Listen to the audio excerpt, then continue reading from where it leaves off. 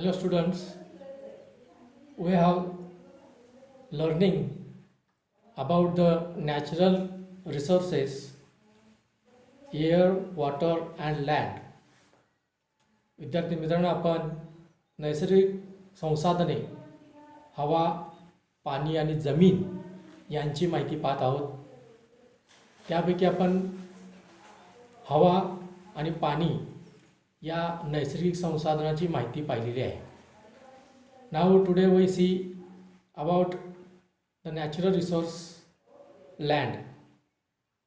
आपण जमीन या संसाधनाची माहिती आज आपण पाहणार आहोत. So students, we see land is seen into the form like soil, stones and big rocks. It is not flat everywhere. There are somewhere there are flat, there are hilly, just like. विद्यार्थी मित्रांनो, जमीन आपणाला जमिनीमध्ये माती, दगड, मोठमोठे खडक हे पाहायला मिळतात.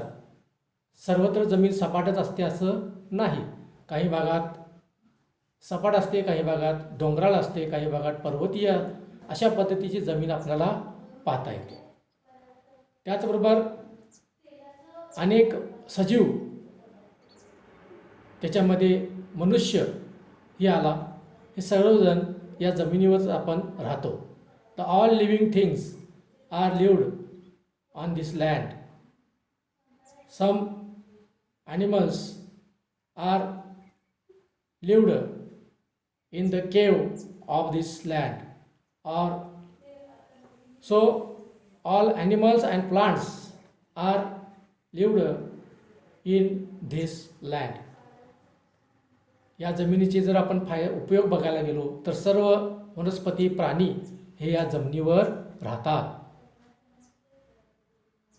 Such another uses of this land like making houses, making roads, making bridges, also making all of big houses. आपण या जमिनीवरती अनेक मोठमोठी घरं, त्याचबरोबर पूल, रस्ते अशा प्रकारच्या वस्तू बांधण्यासाठी आपण या जमिनीचा उपयोग करतो. त्याचबरोबर काही जमीन ही जंगली प्रदेशामध्ये असते, तेथील सुद्धा बरेचशा वस्तू आपण आपल्या उपयोगासाठी आणतो. जमिनीचे अनेक उपयोग आपल्याला पाहायला मिळतात. जमिनीवरील माती, दगड, वाळू ह्या सर्व गोष्टी आपल्याला अतिशय फायदेशीर आहेत. Sand, soil, stones are for useful for us. Such as in the land we see minerals, crude oil, natural gases are obtained from the earth are very important for us. त्याचबरोबर जमिनीमध्ये मिळणारे खनिज तेल, त्याचबरोबर नैसर्गिक वायू, खनिजे हे सर्व आपल्याला अतिशय उपयुक्त असे असतात. म्हणून आपल्याला जमिनी ही एक अतिशय महत्त्वाची नैसर्गिक साधन संपत्ती आपल्याला पाहायला मिळते. So there are so many layers in the land. First layer of this land is soil. And आपण विद्यार्थी मित्रांनो पाहतो, या जमिनीचे अनेक थर पाहायला मिळतात. जमिनीचे त्यातला सगळ्यात वरचा थर आहे तो म्हणजे मातीचा. We see the soil is mature soil. परिपक्व मृदा म्हणजे अगदी कसलेली जमीन जी असते त्यातील जी माती असते, त्या मातीचा सगळ्यात वरचा थर जो असतो त्याला आपण कुथित मृदा म्हणतो. म्हणजेच वनस्पती, मेलेले प्राणी यांचे जे अवशेष आहेत ते कुजलेले असतात, ते जमिनीमध्ये कुजतात आणि त्यांचा जो अवशेष असतो, पालापाचोळा वगैरे, त्यांचे जे अवशेष असतात ते म्हणजेच कुथित मृदा. Such remaining part of plants, also animals are is called humus. त्या कुथित मृदेला ह्युमस असे म्हणतात. एखाद्या बाटलीमध्ये किंवा चंचुपात्रात आपण पाणी घेतलं आणि त्यात थोडी माती टाकली तर वर तरंगणारा जो भाग मिळतो आपल्याला तोच म्हणजे humus. This is the humus. The topmost layer is formed by the decomposition of the plants and animals. This layer is called humus. So this layer is very important for plants and their plants be.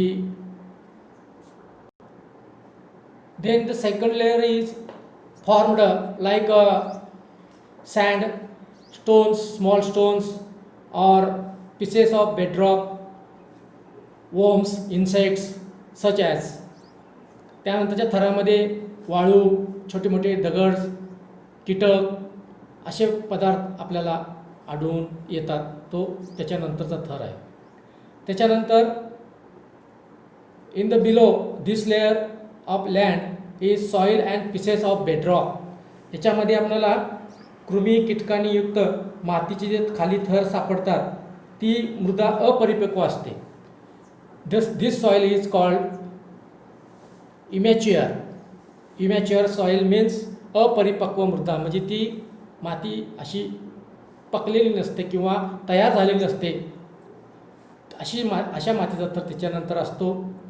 Further below this layer is proportion of soil decreases and that of rock increases. जसं आपण जमिनीच्या खाली जाऊ तसं मातीचा थर कमी होतो, मातीचे घटक कमी होतो आणि मोठमोठे खडक आपल्याला जमिनीच्या खाली आढळून येतात. असे हे जमिनीचे थर असतात. The main minerals in the soil are derived from these rocks. That is why soil in different regions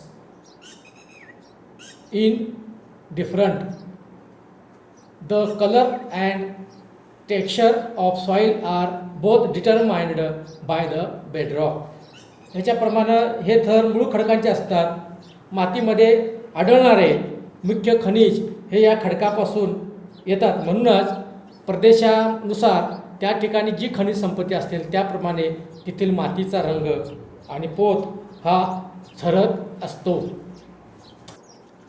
we see now the process of soil formation. मातीचे थर तयार होण्याची जी प्रक्रिया आहे ती कशी होते. माती म्हणजे दुसरं काही नाही, खडकांची जी झीज होते ती झीज होऊन बारीक बारीक कण तयार होतात. ते कण म्हणजेच माती.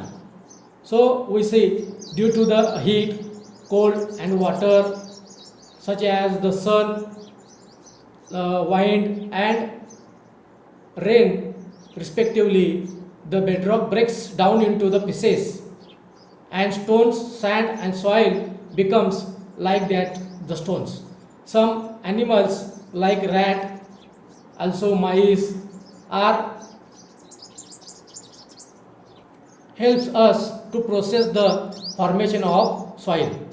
या काही प्राणी, कीटक, उंदीर, त्याचबरोबर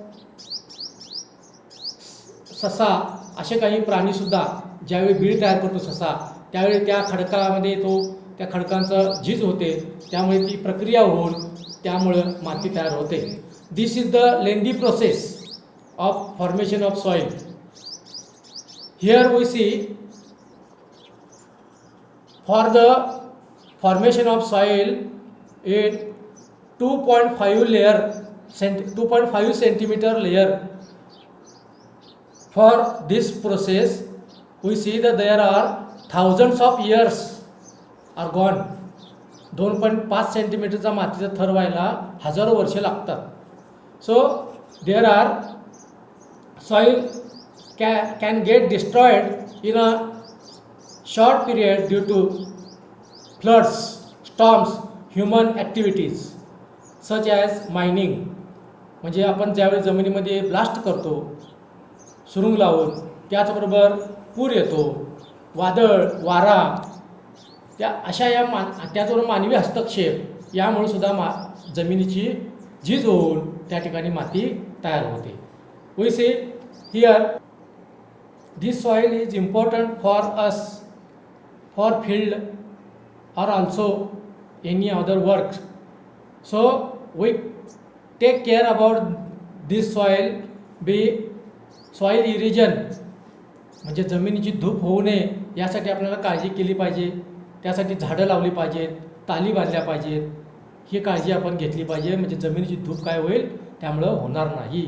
so soil erosion is very important. So we take care about this soil erosion by this methods.